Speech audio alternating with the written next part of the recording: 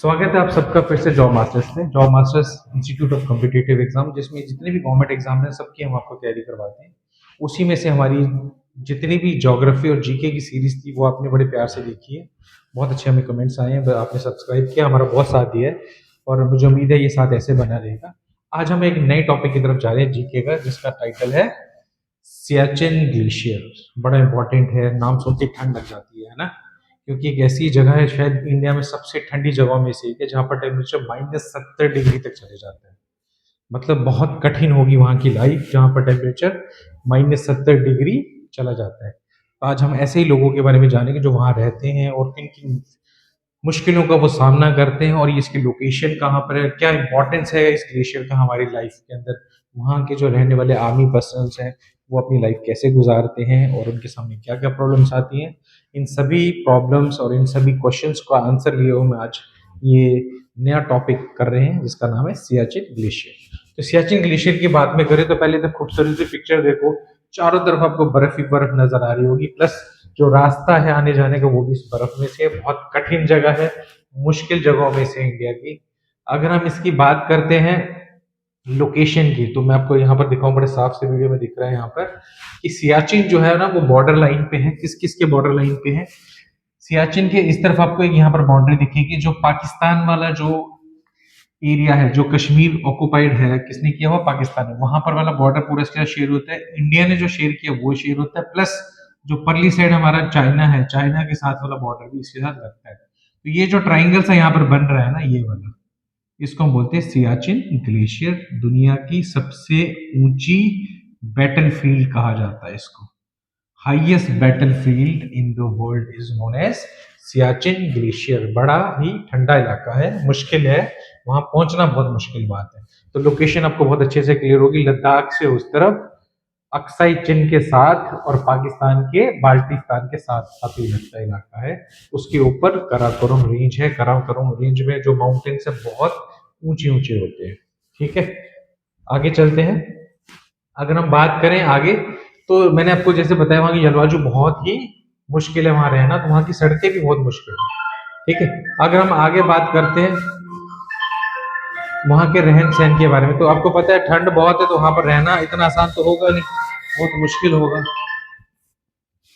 अगर वो मुश्किल है तो उसको जूझने के लिए कुछ ना कुछ हमें करना पड़ेगा। तो उसको जूझने के लिए हम लोग क्या करते हैं, वहां पर बहुत सारी ऐसी चीजें जिनकी हमें जरूरत पड़ेगी। जैसे आपको यहाँ से दिख रहा होगा, स्पेशल सूट्स चाहिए, स्पेशल बूट्स चाहिए, स्पेशल गॉगल्स चाहिए। ठीक है, एक बहुत अच्छा कोऑर्डिनेशन चाहिए। वहाँ के जितने भी लोग वहाँ रहते हैं, वहाँ पर रखवाली करते हैं, तो इसके लिए बहुत खास उनको ट्रेनिंग दी जाती है। इंडियन फौज वहां पर रहती है और उनके लिए एक लाइक तो बनता है कि इतनी मुश्किल परिस्थिति में वो हमारे देश के बॉर्डर की रक्षा करते हैं। और ये आपके सामने बहुत अच्छी तस्वीर है हमारी इंडियन आर्मी की। देन चलते हैं थोड़े से इसके डिटेल के बारे में। अगर डेटा की बात करें तो सियाचिन ग्लेशियर की लगभग जो लंबाई 70 किलोमीटर है। हाइट की बात करें तो 5750 मीटर्स के आसपास इसकी ऊंचाई है। ठीक है, अगर हम टेम्परेचर की बात करें तो टेम्परेचर -70 डिग्री तक गिर जाता है, यानी कि -95 फ़ारेनहाइट तक हो जाता है। दुनिया की सबसे ऊंची बैटलफील्ड इसको बोलते हैं हम लोग। ठीक है, साथ में क्या क्या लगता है मैंने बता दिया। पाकिस्तानी हेल्ड कश्मीर लगता है, ठीक है जी, इंडियन हेल्ड कश्मीर लगता है, साथ में परली साइड चाइना है। तो इन तीनों के बीच में ये इलाका फंसा हुआ है, इसको बोलते हैं सियाचिन ग्लेशियर। बड़ी इंपॉर्टेंट लोकेशन है इंडिया के लिए। अगर इस लोकेशन को हम लोग हार जाते हैं तो हमें काफी प्रॉब्लम हो सकती है, क्योंकि हमारे जो दोनों ही मित्र हैं वो इसके साथ लगे हुए हैं ना।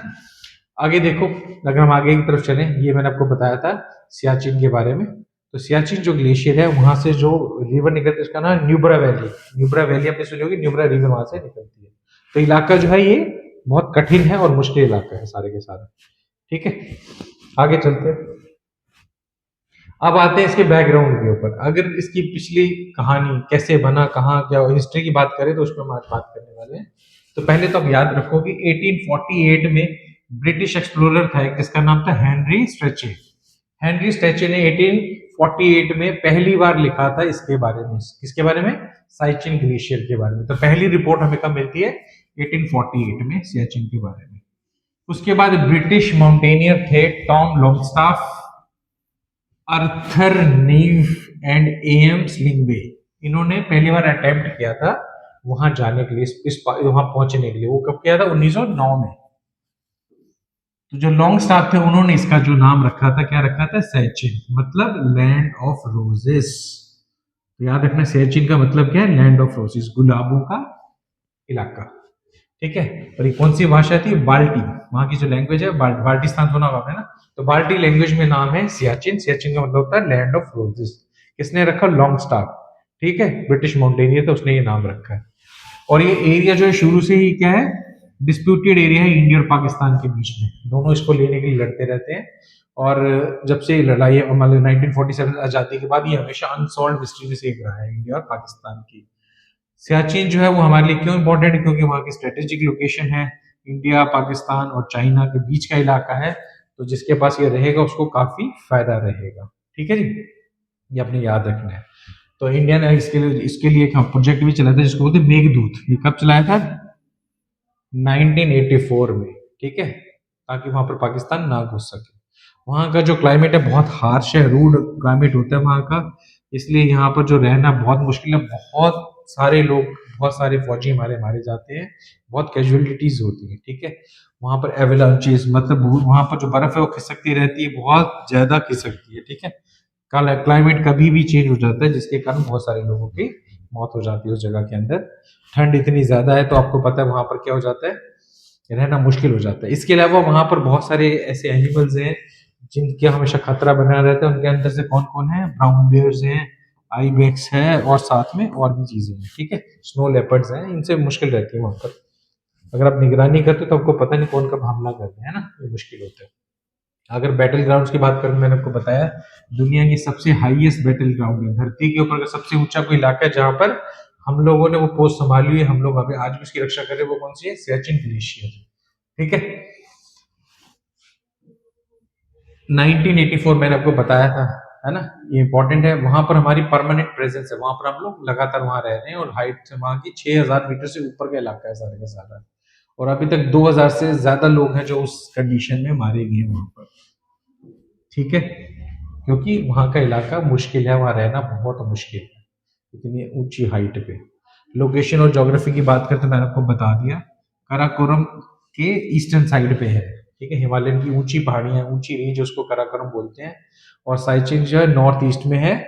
और उस जगह का नाम क्या है? पॉइंट्स की अगर बात करें, पीक्स की बात करें, तो NJ9842 उस पीक का नाम है, उसके नॉर्दर्न साइड पे है ये सारी की सारी। ठीक है, वहां पर लाइन ऑफ कंट्रोल है इंडिया और पाकिस्तान की, ये अपने याद रखना है।